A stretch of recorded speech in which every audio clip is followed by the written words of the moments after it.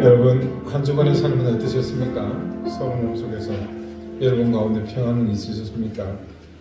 오늘 주님의 오심을 고대하는 세 번째 대림절 아침입니다. 이제 우리 모두 함께 자리에서 일어나 우리에게 소망으로 오시는 주님을 맞는 대림절 세 번째 주일 예배를 함께 드리겠습니다.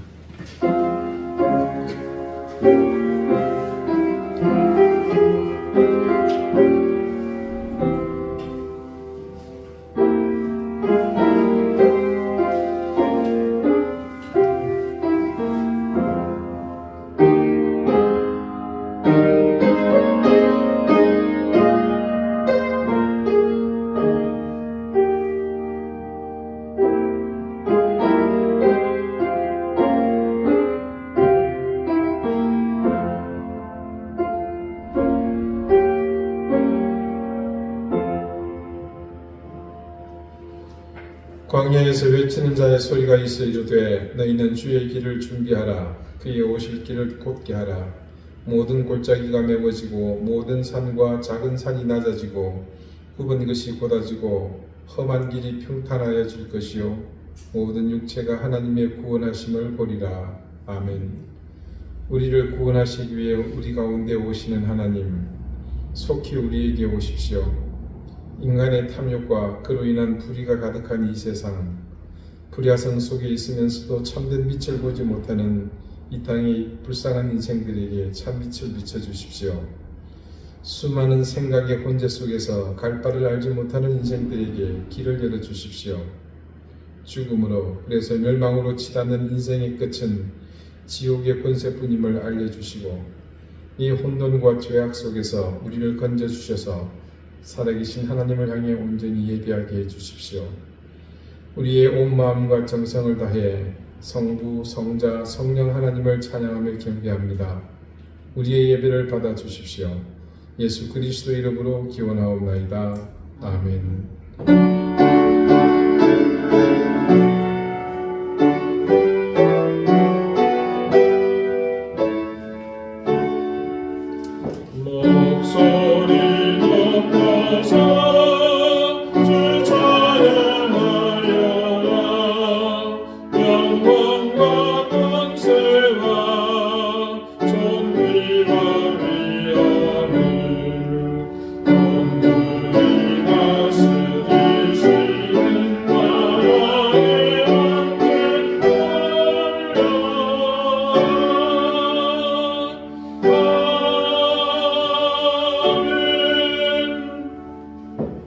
이제 다 함께 참여의 기도를 드리겠습니다. 하나님, 어둠의 길들인 우리에게 빛은 늘 눈부시게 했습니다. 죄악에 물든 우리에게 의와 진실은 언제나 부담스러웠습니다. 그래서 세상을 밝히는 환한 빛 속에서도 우리는 어둠을 사모했고 진리의 근원이신 하나님의 말씀 앞에서 우리는 늘 진실을 외면하기에 바빴습니다. 우리 속에 차고 넘치는 욕망은 늘 우리에게 죄악의 길을 열어주었고 얕은 지식은 늘 우리를 교만하게 만들었습니다. 그래서 우리는 하나님의 뜻과 다른 길을 선택했고 하나님의 뜻이 아닌 내 뜻을 이루기 위해 천지를 모르고 불나방처럼 달려들었습니다. 진리와 무관한 일로 내달렸습니다. 사랑하지 못했고 인내하지 못했으며 관용을 베풀지 못했습니다. 입술은 비난과 정죄 그리고 심지어 저주하기에 여념이 없었습니다. 주님, 이 시간 우리 속에 깊이 배어든 이 악한 삶의 습관을 깨뜨리고 주님 앞에 온전히 서기 원합니다. 주님, 우리를 불쌍히 여겨 주시옵소서. 우리의 죄를 용서하여 주시고 하나님의 귀한 자녀로 온전히 살아갈 수 있도록 인도해 주십시오. 이제는 하나님과 나만이 아는 은밀한 죄를 생각하며 계속해서 침묵 가운데 참회의 기도를 드립니다.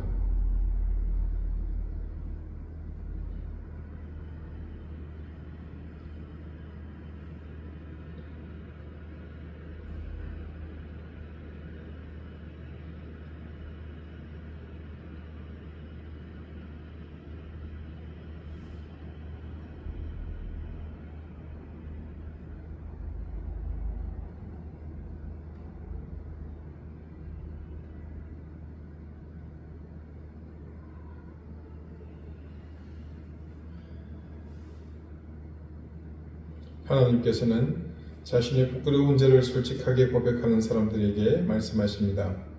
악인이 만일 그가 행한 모든 죄에서 돌이켜 떠나 내 모든 윤리를 지키고 정의와 공의를 행하면 반드시 살고 죽지 아니할 것이라.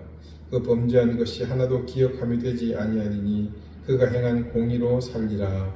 아멘. 이제는 사도신경으로 우리의 신앙을 고백하오니 나는 전능하신 아버지 하나님 천지의 창조주를 믿습니다. 나는 그의 유일하신 아들 우리 주 예수 그리스도를 믿습니다. 그는 성령으로 잉태되어 동정녀 마리아에게서 나시고 본디오 빌라도에게 고난을 받아 십자가에 못 박혀 죽으시고 장사된 지 사흘 만에 죽은 자 가운데서 다시 살아나셨으며 하늘에 오르시어 전능하신 아버지 하나님 우편에 앉아 계시다가 거기로부터 살아있는 자와 죽은 자를 심판하러 오십니다. 나는 성령을 믿으며 거룩한 공교회와 성도의 교제와 죄를 용서받는 것과 몸의 부활과 영생을 믿습니다. 아멘. 자리에 앉으시기 바랍니다. 이제 다 함께 성신을 교독하겠습니다. 성신은 교독문 117번 시편, 죄송합니다. 꾸주광님 3입니다.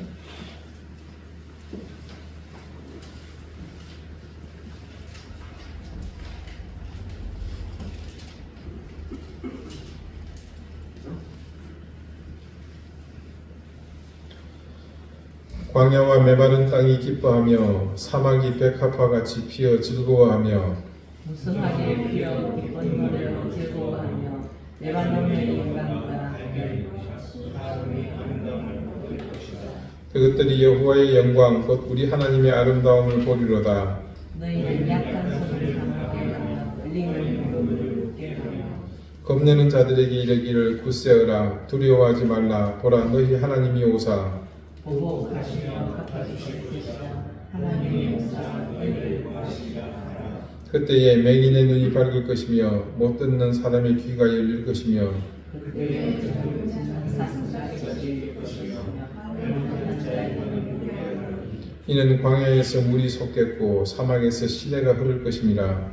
뜨거운 사막이 변하여 못이 될 것이며 메마른 땅이 변하여 원천이 될 것이며 승량 위에 눕던 곳에 풀과 갈대와 부들이 날 것이며 그 위에 배로가 있어 그 위로 깨끗하지 못한 자는 지나가지 못하겠고 오직 구속함을 입은 자들을 위하여 있게 될 것이라. 아멘. 기도드리겠습니다. 자비하신 주님, 하나씩 하나씩 대림을 고대하는 촛불을 밝히며 우리에게 오시는 주님을 바라봅니다. 우리는 불완전하며 또한 근본이 죄인임을 알기에 이 기다림과 소망은 우리의 유한함을 넘어 영혼을 바라보는 구원의 귀한 선물임을 또한 믿습니다. 유례없이 세상은 소란하며 제각각의 목소리만 내뱉을 뿐 어디에도 경청하며 자신을 낮추고 겸손히 바라보는 사람들은 보이지 않습니다. 언제부터인가 이 세상 가운데 깊이 뿌리내린 분열과 증오의 기운은 이제 세상의 어떤 힘으로도 감당하지 못할 거대 악이 되어 세상의 민심을 휘어잡고 있습니다. 하나님, 어느 때보다도 우리가 맑은 정신으로 기도하게 하시고 우리의 생각과 욕심 그리고 얕은 지식을 내려놓고 주님의 말씀에 집중하게 해 주십시오. 한계가 있는 인생이 유한함으로 세상을 보지 않게 하시고 아무도 승자가 없는 이 분열과 다툼의 끝에 기다리고 있는 공멸 속에서 우리만이라도 하나님의 뜻 앞에 온전히 겸비할 수 있도록 인도해 주십시오. 올해 성탄은 더욱 그 간절함이 더합니다. 우리의 죄를 사하시기 위해 우리 가운데로 오시는 주님이시기에 그 구원의 빛이 분열과 증오를 부추기는 어둠의 세력을 몰아내고 이 땅을 사랑과 연합으로 막힌 담을 흘러내시는 그 주님의 은혜로 다시 채워지는 역사가 있기를 간절히 구합니다. 하나님, 이 나라와 이 민족을 불쌍히 여겨주십시오. 들끓는 민심이 단지 의를 향한 외침이 아니라 분열을 넘어 서로를 향한 증오와 저주로 이어지고 있으며 해방 이후의 극한 진영의 대립보다 더한 극한의 대치로 이어지고 있습니다. 누구에게도 어떤 이득도 없는 이 악순환의 고리가 속히 끊어지게 해주십시오. 민심을 가라앉히고 선의 길로 인도해야 할 책임이 있는 자들은 자신들의 욕심을 채우기 위해 모든 수단을 자신들의 영역을 위한 도구로만 사용할 뿐입니다. 이런 악행을 저지르고 있는 자들이 반드시 심판받게 하시고 악한 영의 시도는 반드시 하나님의 능력 앞에 무너지게 해주십시오. 국제사회는 지금 전쟁의 포화로 처처에 수많은 생명들이 쓰러져 가고 있습니다. 그들을 불쌍히 여기시고 이 겨울이 가기 전 모든 것이 종식되고 간절히 바라오니 총성이 멈추게 해 주십시오. 이제 서서히 본격적인 추위가 밀려오고 있습니다. 도움의 손길이 필요한 이웃들을 보살피는 일에 게을리하지 않게 하시고 추위보다 더 강력한 사랑의 온기로 이 겨울을 함께 이겨내도록 인도해 주십시오. 태국 북부 치앙마이에서 사역하는 신주영 선교사의 사역 현장을 위해 간구합니다. 수마를 복구 중인 맥켄 한센병원과 모든 지역 가운데 하나님의 특별하신 은혜가 함께 하시기를 간절히 구합니다. 우리 사랑하는 이든교회 식구들을 주님 지켜주시고 은혜를 덧입혀 주십시오. 생업에 복을 주시고 가정에 평강을 더해 주십시오. 자녀들의 앞길을 열어주십시오. 질고로 고통받는 가족들을 위로해 주시고 회복해 주십시오. 이제 말씀을 듣습니다. 하나님, 우리의 귀를 열어주시고 우리의 지평을 열어 하나님의 살아계신 말씀을 온전히 듣고 깨닫게 해 주십시오. 우리와 함께 하시는 예수 그리스도 이름으로 기도드립니다. 아멘.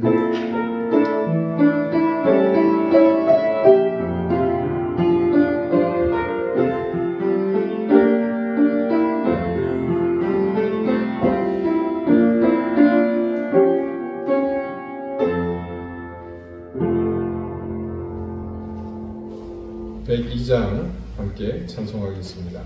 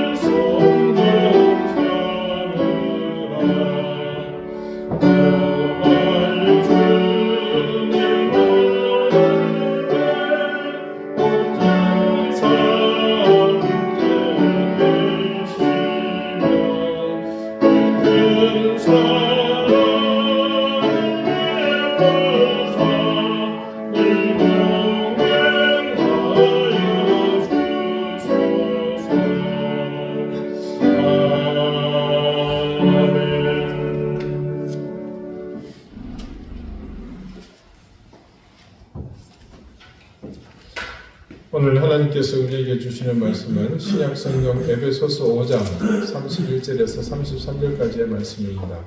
신약 316쪽입니다.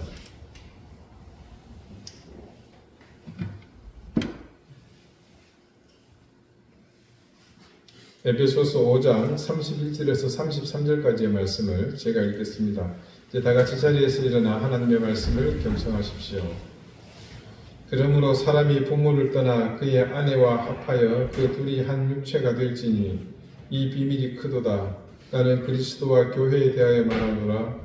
그러나 너희도 각각 자기의 아내 사랑하기를 자신같이 하고 아내도 자기 남편을 존경하라.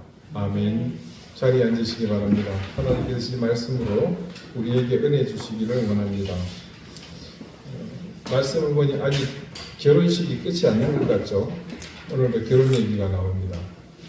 요즘 아주 시선을 끌고 있는 한 사극 드라마가 있습니다. 그 드라마 속에 보니까 한 아버지가 있는데 그 아버지는 그 고을의 현감이고요. 그 밑에 아주 인물이 좋고 무예가 출중한 아들이 하나 있습니다. 어떤 사건 때문에 한 여인과 알게 된 그 사건이 있는데 그것을 통해서 이 아들이 그 여인에게 연모하는 마음을 품게 됩니다. 아버지도 가까이 지켜보았더니 그 여인이 아주 지혜도 있고 강단도 있고 더욱이 심성도 아주 고운 그런 처자입니다. 눈치를 보아하니 아들이 그 여인을 마음에 두고 있는 것 같은데 아버지는 가만 보니 용기가 없어서 그 여인에게 아들이 뭐라고 말을 못하고 있는 것을 있는 것 같습니다. 그래서 아버지가 아들이 좋아하는 그 여인을 며느리로 드리고 싶지만 이 망설이는 아들을 바라보고 있는 그 상황에서 이런 대화를 나눕니다. 여러분도 아시지만 그 시대, 조선시대는 부모가 혼처를 정하면 자녀는 부모의 뜻을 따라서 혼례를 치르는 것이 상례였습니다. 그지만 이 집의 부치는 여느 다른 부모들과는 조금 달랐습니다. 자녀의 혼사이기에 자신보다는 아들의 생각이 어떤지 그것이 궁금했고 또 그 생각을 존중하려는 마음이 그런 깊은 남다른 성품을 가진 사람입니다. 그런 아버지가 연모하는 여인을 두고 결심을 망설이는 아들에게 건네는 말입니다. 애초에 혼례라는 것은 한 여자의 삶을 송두리째 가져오는 것이다. 그러니 평생을 책임지겠다는 각오로 네 스스로 마음먹고 결정 내리기를 기다렸던 것이다. 그런 아버지의 말에 아들은 이렇게 대답합니다. 제가 그 낭자에게 턱없이 부족하다고 생각했습니다. 훌륭한 아버지 밑에 닮은 아들의 모습을 볼 수 있습니다. 아버지는 아들의 그런 대답에 흡족해 하면서 한마디 덧붙입니다. 그래, 그 마음 평생 변하지 말고 서로 아끼고 존중하면서 무슨 일이든지 서로 상의하면서 그렇게 잘 살면 되는 거야. 여러분은 이 대화를 들으면서 이 집안의 아들과 며느리들 집안의 결혼이 어떻게 성사될 것 같습니까? 참고로 이 드라마 속에서 시아버지가 될 사람이 며느리 될 사람의 집안에 보면 청혼서의 내용이 소개됩니다. 한번 들어보시겠습니까? 지혜가 깊고 영리하며 심성이 따뜻한 그대 영예를 부족한 제 첫째 아들 아무개의 배필로 허락해 주시기를 청합니다. 어떠한 역경이 닥쳐도 견고한 지붕과 울타리가 되어 지킬 것이며 어떤 고난도 함께 헤쳐나갈 것을 가족 모두가 뜻을 합쳐 약조하오니 혼사를 허락해 주시면 저희 집안의 경사요 광영이겠습니다.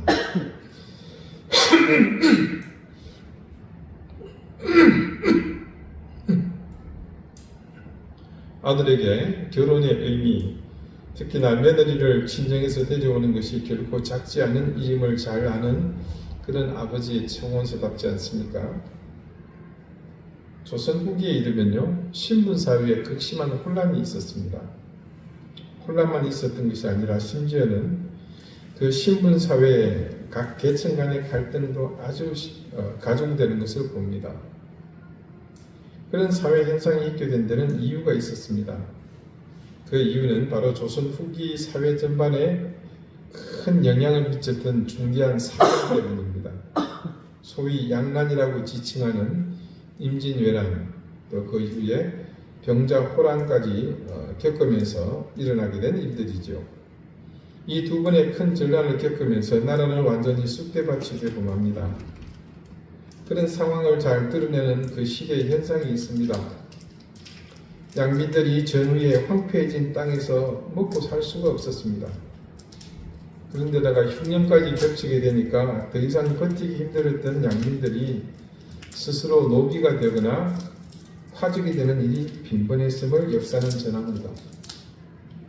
양민으로 살아간다면 먹고 살기도 힘든데 조세의 의무를 져야 합니다.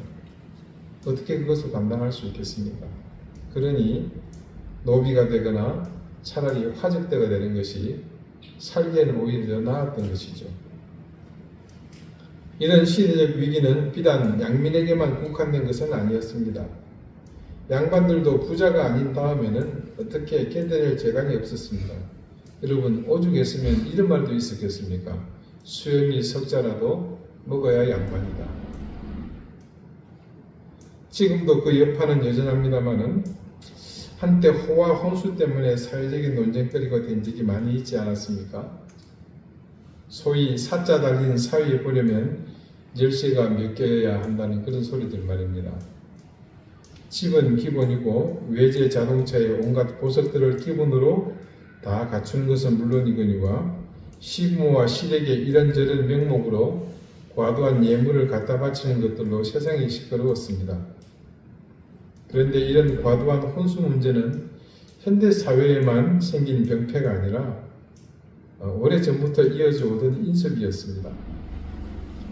원래 유교 사회였던 조선시대에는 성리학의 전통에 따라서 결혼도 나름의 예식이 있고 절차가 있었습니다. 그러나 절차나 예식은 행시하는 집안에 따라 여러 가지 모습을 보이지만 그 가운데 눈여겨볼 것이 있었는데 그것은 혼수입니다. 소위 양반과 사대부가는 혼수가 원래 이불 한 채와 수저 두 벌이 전부였다고 합니다. 가만 생각해보면 굉장히 이치에 합당한 혼수라고 봅니다. 어디 따로 나가서 살림을 사는 것도 아니고 사람이 살던 집에 새 식구가 들어오는 것인데 달리 뭐 필요하겠습니까? 그래서 부부의 인연을 맺은 신랑 각시가 함께 덮고자 할 이불과 밥상에 수저가 한 벌 더 추가되면 더 이상 뭐가 필요가 있었겠습니까? 그러면 어쩌다가 과도한 혼수가 생겨난 걸까요? 이런 현상은 조선 후기의 사회적 상황과 함께 맞물리면서 생겨난 일이라고 합니다. 전란 후에 굶은 백성이 여기저기 생기면서 가세가 비난한 양반가는 족보는 있을지 모르나 행색은 상놈이나 백정만도 못한 경우가 다반사입니다. 그럴 때 부유한 평민의 집안에서 몰락한 양반가와 사돈을 맺으면서 신분을 세탁 혹은 상승하는 일이 왕왕 있었다고 합니다. 평민이 양반가와 사돈을 맺을 때 그 집안을 일으킬 정도의 재물을 함께 보내면서 이게 누이 좋고 매번 좋은 일이 된 겁니다. 조선시대에는 공명첩이라는 제도가 있었습니다. 공명첩이라는 것이 문자 그대로 빌공, 여기서 빌하니까 이게 잘 봐달라고 비는 게 아니고요. 텅 비어 있었다 할 때 그 비었다 그 뜻입니다. 그리고 명은 이름 명자고요. 첩은 우리가 첩지할 때 임금이 첩지를 내린다 그러죠. 그 첩자입니다. 그래서 발령장 혹은 임명장, 사령장 그것을 뜻하는 겁니다. 그래서 문자 그대로 직역하면 이름이 적혀 있지 않는 임명장이다. 이렇게 볼 수 있습니다. 본래 공명첩은요. 나라의 재정을 보충하려고 부유층으로부터 돈이나 곡식을 받고 팔았던 허직, 명예직을 말하는 겁니다. 명예직 임명장은 뜻합니다. 그러니까 일종의 백지 위임장인 것이죠. 중앙의 관원이 이것을 들고서 팔도를 돌아다니면서 돈이나 곡식을 기준 이상 바치는 사람에게 즉석에서 그 사람의 이름을 적어 넣으면서 그 공명첩이 기능을 하게 된 겁니다. 국가의 재정이 열악했을 때 특별히 그 전란 이후에는 아주 그게 유용하게 쓰여졌습니다. 기묘하게 쓰이는 제도였어요. 그래서 공명첩은 벼슬을 내리거나 또 천민을 양인이 되게 하는 법 그리고 여러 가지 역을 면제하는 등의 방안으로 사용되었고 거기에 대해서 나중에는 돈을 받고 벼슬을 팔기도 했었다고 합니다. 그런 가운데 이런 제도가 결혼과 맞물리면서 결혼이 본래 가진 그 기능보다는 팔자를 고치려는 수단으로 악용된 그런 사례라고 볼 수 있습니다. 조선 후기에 이르러 노비들의 문제가 심각하게 대두된 데는 이처럼 하루아침에 신분이 수직으로 상승한 사람들의 이 부족한 성품 때문에 발생한 예도 많았을 것으로 추정합니다. 억눌렸던 사람이 갑자기 부자가 되고 양반이 되고 하니까 노비를 부리는데 그 사람의 인품이 그 정도밖에 안 되니까 더 노비들을 힘들게 하는 거죠. 결혼이라는 것이요, 한 사람의 인생이 결정되어지는 일륜이 대사인데도 불구하고 어쩌면 자녀들의 뜻과 미래보다는 집안과 부모의 욕심에 희생의 도구로 사용되는 일이 점차 그 시대로부터 일어나게 되었던 겁니다. 역사를 보면 동서고금을 막론하고 결혼 자체의 의미와 이 신성한 제도가 가진 그 가치가 시대를 거듭하면서 점차 깨어지는 것을 볼 수 있습니다. 여러분, 심지어 성경 말씀에도 그런 것들을 볼 수가 있죠.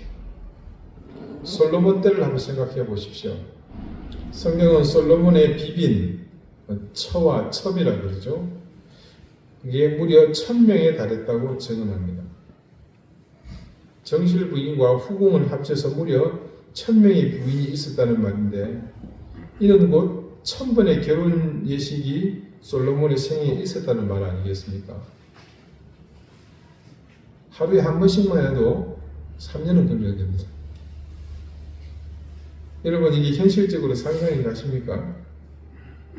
솔로몬 개인의 일탈, 좀 더 양보해서 강대국의 왕이기 때문에 정략적으로 이웃의 나라나 민족과의 관계가 필요해서 국혼이 이루어졌다고는 하지만 이 이면은 얼마나 비참한 일이 있습니까? 솔로몬은 부인이 많아 얼마나 좋았는지 모르지만 정략적이든 돈 때문이든 솔로몬에게 시집온 여인들의 인생이 얼마나 불쌍합니까? 그 여인들에게 솔로몬과의 결혼 이후 인생이 과연 어떻게 펼쳐졌겠습니까? 지금도 결혼은 여전히 하나님이 만드신 그 취지에서 벗어나 다양한 수단으로 순수한 그 목적을 이뤄가고 있습니다. 우리는 그것을 드라마나 영화를 통해서 계속 봐오지 않습니까? 근데 그보다 더 심각한 문제가 현대사회에 일어나고 있습니다. 그것은 다름이 아니라 동성 간의 결혼이 이제 우리나라에서도 합법화하려고 하는 그런 시도가 지금 일어나고 있습니다. 이미 서구는 그것이 일상이 되었고요. 그런 목회자들도 있습니다. 여러분, 이 일을 결코 가볍게 생각해서는 안 됩니다.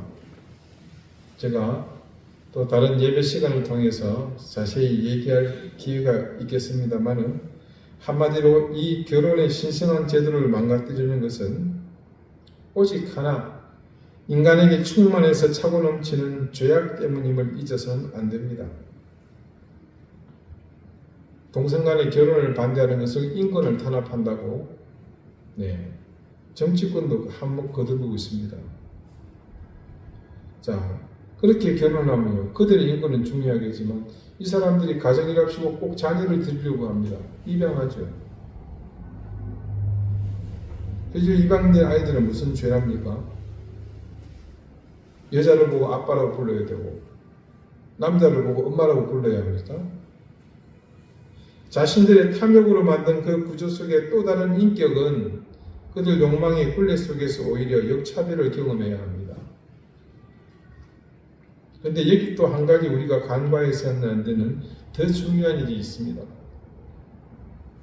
인간을 복제하려는 시도가 지금도 계속해서 추진되고 있습니다. 멈추지를 않습니다. 정황적으로 충분히 짐작이 가능하죠. 동물을 복제하는 일이 현실적으로 가능해지는 시점에 왜 인간을 복제하려는 시도를 하지 않겠습니까? 여러분, 사실 이 자체도 위험하지만요, 거기에 더 나아가 동성으로 이룬 가정에서 복제된 인간을 자녀로 두려고 합니다. 그게 현실적으로 필요에 의해서 대두된다는 거예요.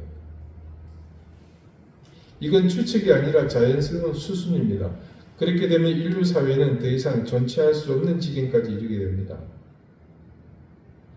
이런 일들이 이제 서서히 현실로 우리에게 다가옵니다. 저는 이것이요, 굉장히 심각한 신앙적 도전이라고 봅니다. 제가 그렇게 보는 이유는 단 한 가지입니다. 이 물결이 지향하는 바는 결국 가정을 파괴하는 데 있기 때문입니다. 결국 가정을 무너뜨리게 될 심각한 위협이기 때문에 이것은 엄연한 신앙적 도전입니다. 여러분, 가정이라는 것이 뭡니까? 생명의 온상 아닙니까? 그 생명의 온상이 가정이 무너지면 인류 사회는 그렇게 스스로 무너지게 됩니다. 결혼은 하나님이 세상을 창조하시고 그 창조한 세상을 사람을 만드셔서 그 사람이 살게 하셨습니다. 그렇게 그리고 창조하신 그 사람은 결혼이라는 제도를 통해 가정을 이루고 그 가정을 통해 이 땅에 생육하고 번성하여 다스리도록 하셨습니다. 그런 의미에서 가정은 이 세상의 가장 근본이 되는 제도요 생명의 터전이기도 합니다. 그런 가정은 곧 남자와 여자가 결혼이라는 하나님이 만드신 제도를 통해서 만들어집니다.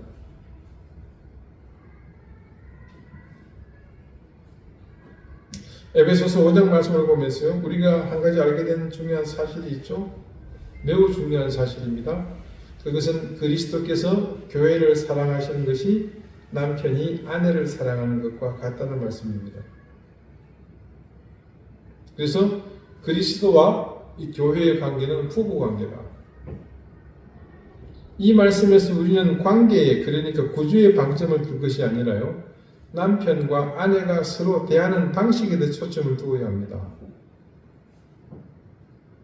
남편과 아내가 서로 만나 부부의 인연을 맺게 되는 것이 바울은 오늘 말씀을 보니까 그 비밀이 크다고 합니다.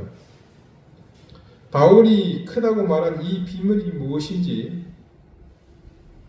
창세기에 하나님이 첫사람 아담과 하와를 짝지어 주신 사건 그 자체에서 잘 드러납니다.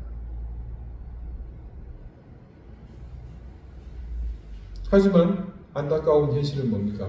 서두에 말씀드린 바와 같이 그런 비밀을 간직한 결혼의 순수성이 계속 무너지고 있지 않습니까? 자, 청춘 남녀가 만나서 가까워집니다. 오늘부터 우리 1일이야 시작하면서 근데 뭐 일도 해야 되고 공부도 해야 되고 떨어지다가 만나고 밤에 잠깐 밥 먹고 커피 마시고 뭐 거리 가다가 남들 안 보는 데서 뽀뽀도 하고 여성이 집까지 데려다 주면서 헤어지죠. 빨리 못 돌아서요. 자기가 돌았으면 또 돌아보고 자꾸 그러다 보니까 어떻습니까? 떨어지기 싫어요. 그럼 뭐 합니까? 결혼하잖아요. 24시간 같이 붙어 있자고. 근데 인간은 죄인이기 때문에 살다 보면요 별의별 죄성이 다 튀어나옵니다. 그래서 24시간 함께 살자고 결혼했지만 24시간 원수가 되어서 지옥 같은 가정에서 사는 사람이 얼마나 많은지 모릅니다. 그러나 결혼과 가정은 하나님께서 사람을 창조하실 때부터 계획하시고 디자인하셨던 참으로 아름답고 영광스러운 제도임에는 틀림이 없습니다. 여러분, 인류 최초의 결혼의 과정을 우리는 다 알고 있잖아요. 처음 만드신 아담에게서 갈빗들을 하나님이 하나 취하시죠. 그리고 하와를 만드셨습니다. 여자를 만드셨습니다. 본래 뜻이 아내라 그랬죠. 두 사람을 직접 맺어주시지 않습니까? 그리고 하나님은 두 사람의 결혼 주례까지 친히 담당하십니다. 친이고 뭐고 그때 모셔올 다른 주례가 없죠, 그죠? 그때 하나님의 주례사가 창세기 2장 24절입니다. 오늘 본문 31절과 같은 의미죠. 이러므로 남자가 부모를 떠나 그의 아내와 합하여 둘이 한 몸을 이룰지로다. 그런데 결혼이라는 것이 남자와 여자가 만나 한 몸이 되어 자식을 낳고 가정을 이루는 것이 전부가 아니고 더 깊은 뜻과 비밀이 숨겨 있다. 오늘 그런 말씀을 본문에서 하고 있죠. 바울은 바로 조금 전에 읽어드린 그 창세기 2장 24절 말씀을 인용하면서 남편과 아내가 연합하여 한 육체가 되는 사건 안에 비밀이 숨어 있는데 그것이 바로 그리스도와 교회에 대한 예표라는 겁니다. 즉 남편은 그리스도요, 아내는 교회로서 그리스도와 교회가 서로 연합하여 하나가 되는 것에 대한 예표라는 겁니다.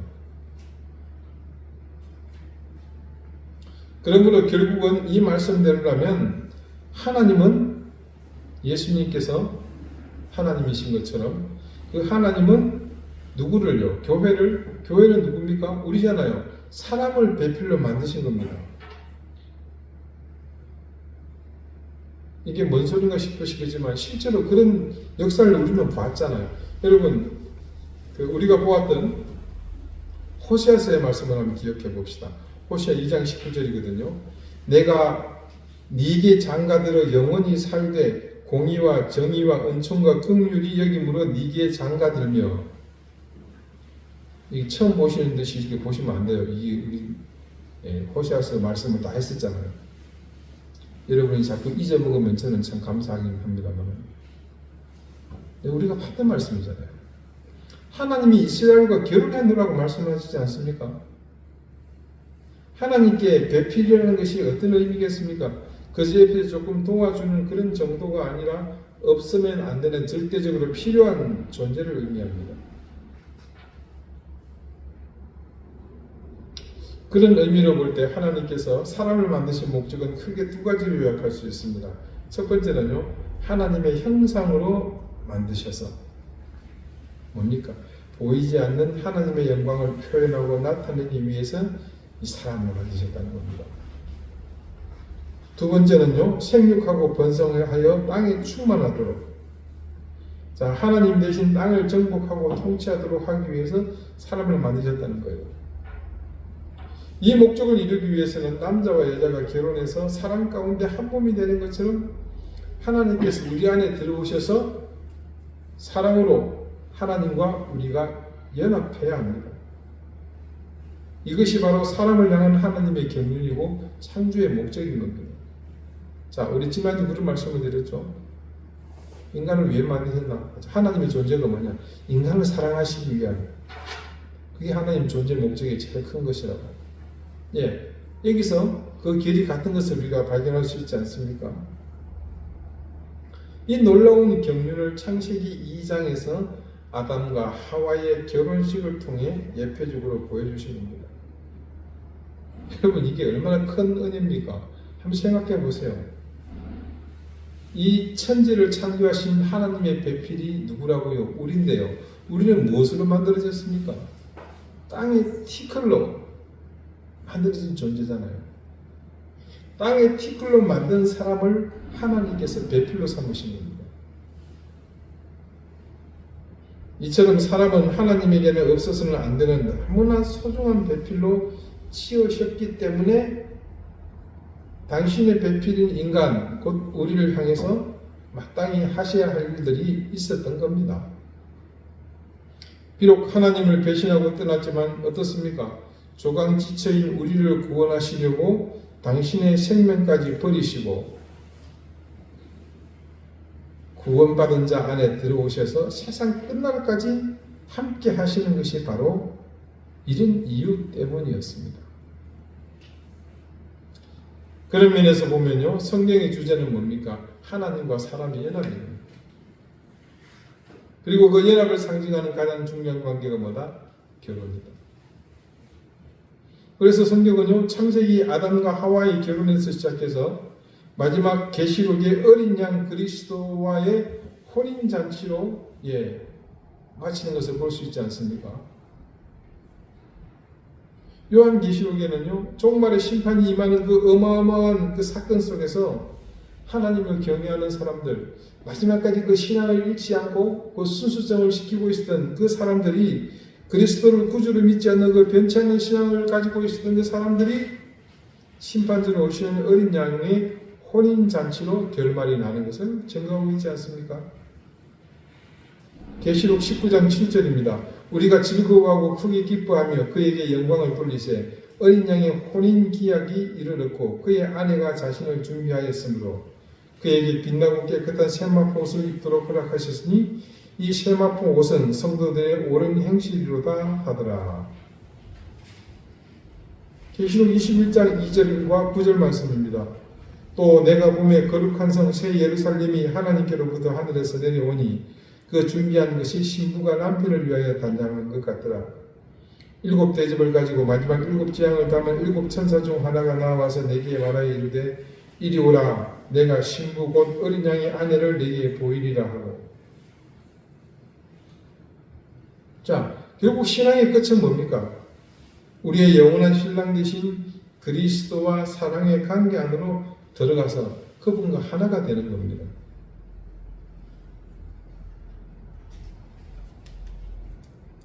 사도 요한에 의해서 최종적으로 말세의 어린 양과의 혼인잔치로 모든 심판이 완성되었다는 사실을 통해서요, 하나님이 결혼을 통해 말씀하시는 이 비밀이 얼마나 중요한 사실인지를 알 수 있습니다.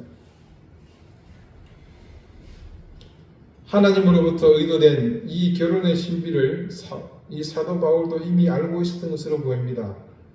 오늘 본문 33절 말씀을 같이 보실까요? 그러나 너희도 각각 자기의 아내 사랑하기를 자신과 같이 하고 아내도 자기 남편을 존경하라. 5장의 결론에 해당하는 이 말씀에는 각각 남편과 아내를 향한 당부의 말씀이 있습니다.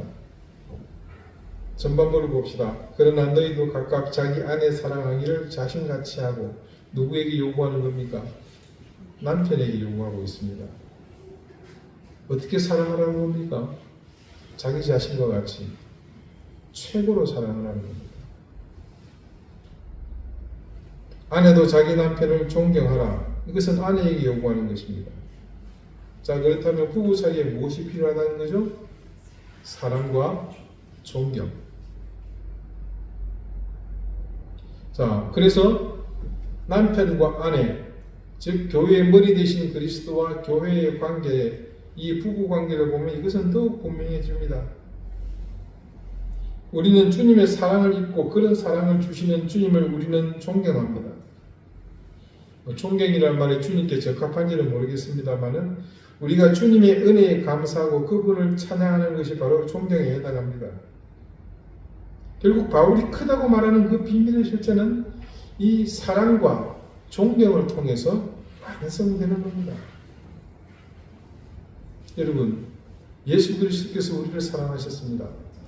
자, 남편인 그리스도께서 우리를 사랑하시는데 어떻게 사랑한다고요? 예, 자기를 자신같이, 자기를 사랑하는 같이 그렇게 사랑하라고 그러는데,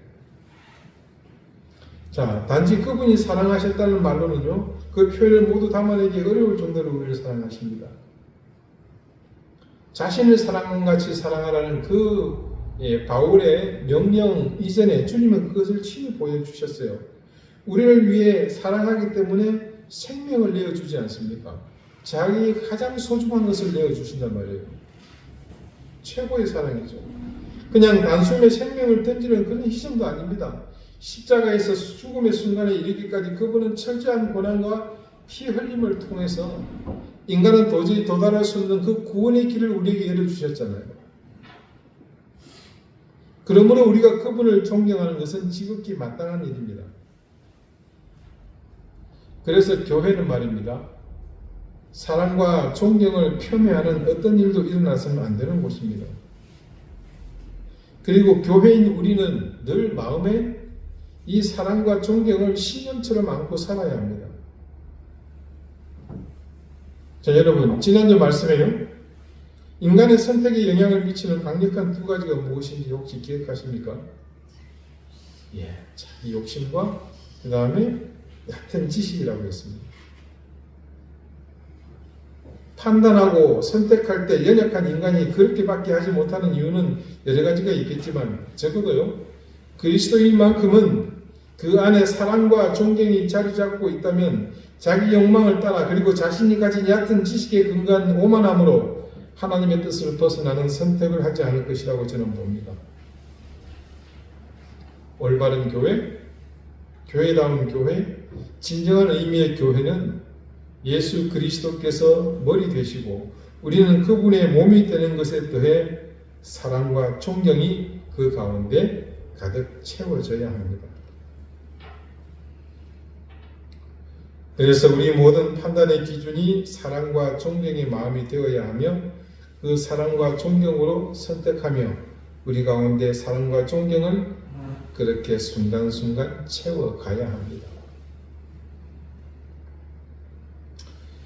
지금 이 시대는 어느 때보다도 교회의 역할이 절실할 때입니다.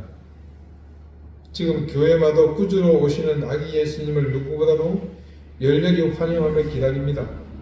자, 얼마나 열렬합니까?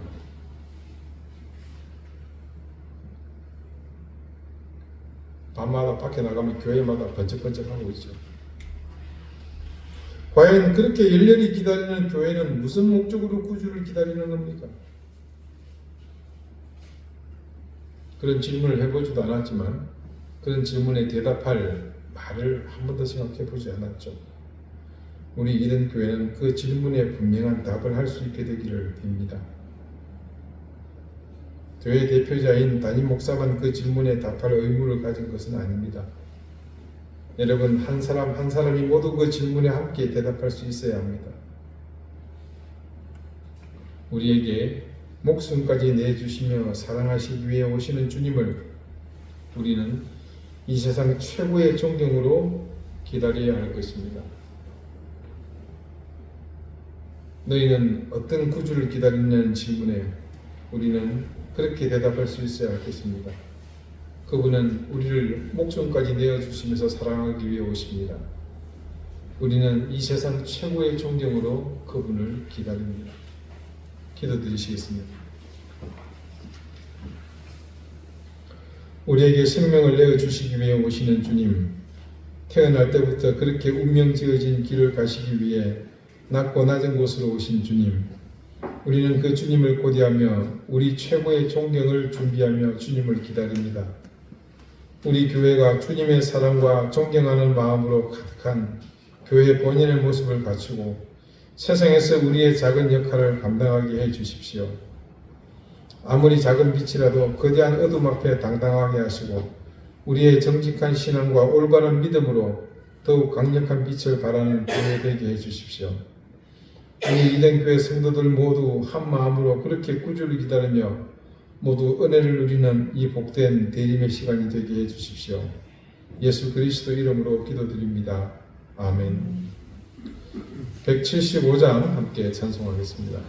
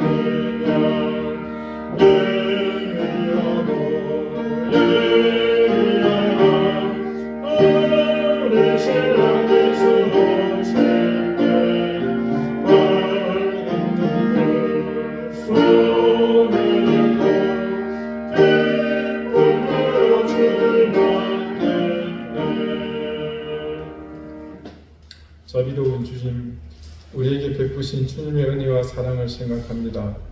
모든 것이 주님의 손길이고 은혜이며 사랑임을 우리는 고백하지 않을 수가 없습니다.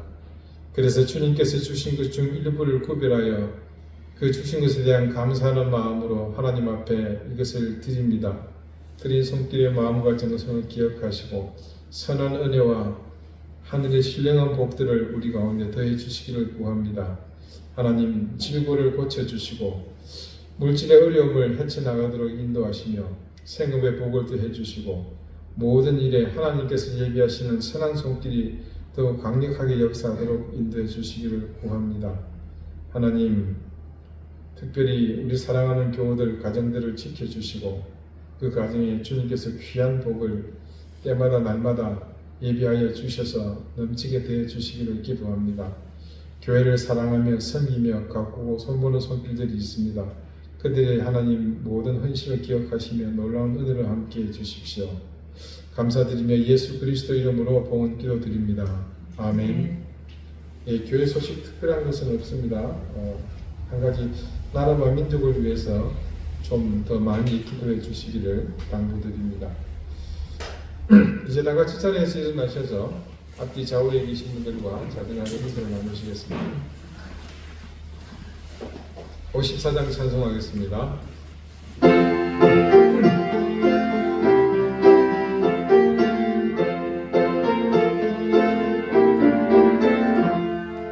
주여 복을 구하오니 편히 가게 하시고 사랑받아 주님으로 이기도록 하시고 다녀 같은 세상에서 항상 인도하소서. 주의 복된 말씀 듣고 무한 감사합니다. 구원받은 주의 성도 열매 맺게 하시며 하나님이 우리한테 항상 되시옵소서.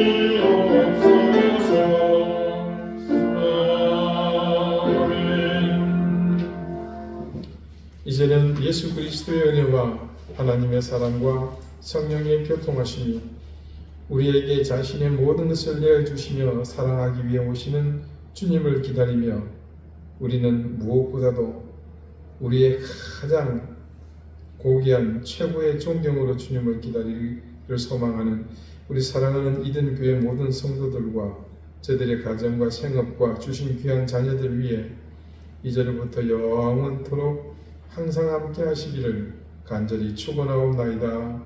아멘.